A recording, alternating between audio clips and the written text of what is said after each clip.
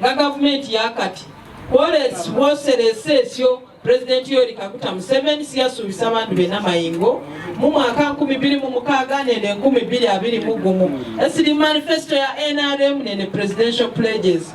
So bulwa government ya Uganda kuli basimu muhubire President Yoweri Kaguta Museveni. Very happy. Our chief guest, thank you so much.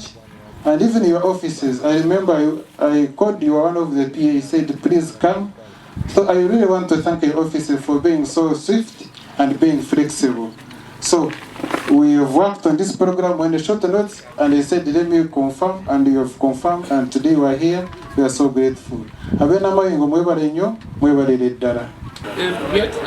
Botanjolesi batuwaire nti ejja kuba eyamba okendeza kubatwala ababaire bafa nga bafiira mu bibiina abaana abafa abawere era n'abantu abalala abandi abalina obulwaire obundi obuzibu ekyetaagisa okuva ku maali eno okutwala omulwaire ku bukalu ng'ate ababaire bazira ntambula y'amangu ebaleeta. So ndi musangaavu ino nti ekyo kikoleibwa ate era nga kiri kuyamba okendeza kubatwala abafa mu bububi. Fasite eno lowooza kujja kukola kyamaanyi nnyo kutumbula ebyobujjanjabi mu disitulikiti engate gavana bw'agambye wabanga tewaliwo ambulensi ya ku ttaka obuweereza tebujja kutuukirira nga bwe busuubiddwa. Bagenda baleka batandika okukozesa eryatolium. So UPDF will be here tentatively to ensure that these people are now okay, they are perfect, they can go on their own, then it will be in your hands. Eryato ligenda kubeerako ne fuel card. DHO will come and pick the fuel card. So agenda kubeerako sente. When the money reduces, you just submit the accountability and the money is going to be loaded on the card. Olwaleero bano kuli ano ebihavere bitabitebire kuli okukomisyoninga moto boat ambulance. Government yebale muno etudahire koti bandu be Namayingo district generally and particularly koti bandu abesigulu oba island ya Bukoli webasa kwebasela da mwebale abekere bosi la kwebasa teamwork, especially from the leadership of the district and the members of the parliament. Thank you for working together. Otherwise, we want to appreciate the ministry for thinking about us. When you go back, we always sit with the Minister of Health. In fact, Ejuma Chahabitao Chibiri, Chairperson wa Health ni ambo roko ebasa minister kulo eliato ni huwa nsija kumwebasa. Namubolela now I refused. Now I will not thank you, Minister, for the ambulance which is still in Kampala, in Entebbe.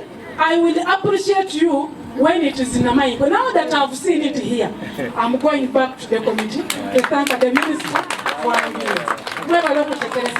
Honorable Okeyo Peter, Honorable Odori Wanyama, Chairman Wefowero C5, Mwami Sanya Ronald, Bakansala's befe abatuhihirira hu district nende kao nende technical team, abahongo befe abatulire Ministry ya Health, Mr. Beruhanga nende wasyo ingine ewe halenai, abebyohweri RDC nende team yao, abatulire mu police, abatulire mu maje, abatulire mu bitongole byenjawulo ebikirano olw'ensonga ituleetere.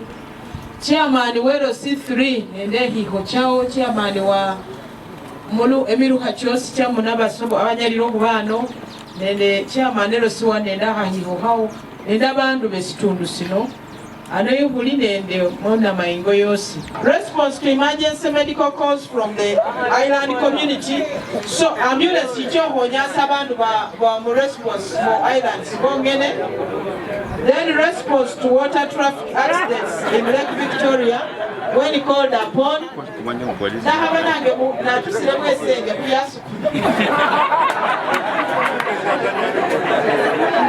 Response to medical medical calls in the island community. So ni aliwo bwetaakola okukinga abantu bali balwaye. Then ni abeerewo accident. Ni abeerewo accident kunyanja nende erwani waayena wa Namayingo. Eri atoli no lino okukyali kolesina likonye. Response to public health emergencies, including highly infectious diseases like COVID-19, Ebola, while observing approved standard operating procedures, and additional supplies and equipment will be provided by Ministry of Health as the need arises. So ni huba ne CDU, obema yuge hambe, ni huba just example. Ndiri Ebola. So sibasitegesa ndi banyala balangeri atoli eferi acho okolamu esaidira because ministry ya health eberi no kutegesa ministry local government eri atoli achanga buli mundu amanyira ati ministry niye ilirire sibirali mayira eri efenga siyuma amanyire nga simubolera abantu. So bino buchokolera alala naye ni abawo emergency ngeyo ministry ya health erichokola sina icho kutama malasi aketagisa nenda mafuta ketagisa okuchokola busonga ebani kwiro ikwale nisibali skwire eno eli atolio sieri jinja eli mayigerio silibali nyala bali letokola sina okolende wefe. As government wish to thank all the different stakeholders that have supported these developments for hard to reach areas like the island districts. Government webasa bantu abo bosi abatulireyo badiraho okubona ndi bongera uteresa mu bintu byobujanjabi mu bikinga byefe. Kudaho sima government ya Uganda ni ihulirwa President Yoweri Kaguta Museveni okwebasa bosi abatulireyo batuliriraho ba development partners nadala aba Gavi, UNICEF, Global Fund ne Taso okubandi boserese bahonyere ministry ya health okubandi yoseresa sino sibali nokola. Nichirano nendo mwami Hanene Paul secretary wa NRM mu district ya Namayingo ende abashobosi bokola nabe milimo cha NRM of district hola hulungongo chos nenda bahongo bebikanda bindi ebyandikisa mu Uganda nenda bamawulire efabaliano nasaye mulayi esihasyosi daha ohire habino okwebasa President Yoweri Kaguta Museveni mu malire embakani humusaba ngefaba okumato nende nokaba ambulance ekyo sisinyala otukolera kudaha ambulance yefe eyo kumachi so yafukirira tebayireta bahayo kuleta kalamato kefa kabuliro dalo baleta kanondi sio nawulire munende enyanja niba ni tabuhire ngaireteremo ebihoho bingi namukemo olusoga lwengira mu amabinda ngamangi sio nawuliremu onadonge obuchuni bwabwo obusindika mwana obuchuni bwabwo obulwaye buli kuluma aye ngate sio liwulira mwesyo so nakubire President Yoweri Kaguta mu mahono. Asante sana. Niko mutwe kwa Uganda ate niye imwahenga onti adonge nga niko sina niko mutwe so naho bebasa okubandi mumbukire ni mumuba obunyala mumuba obuhongo nana ali kukyeyesa emyakaana ne ali kututuka omuvubire mu mahono. Asante sana. Utulire yale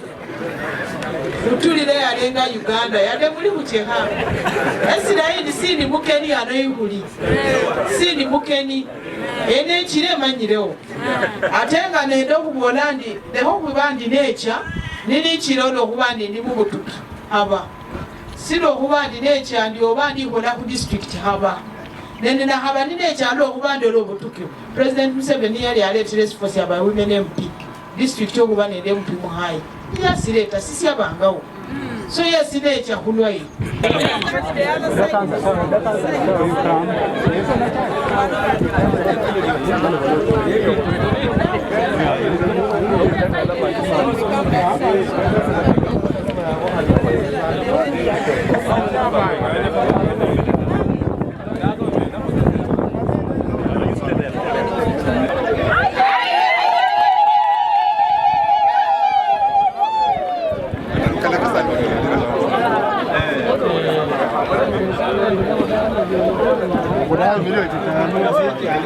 Hadi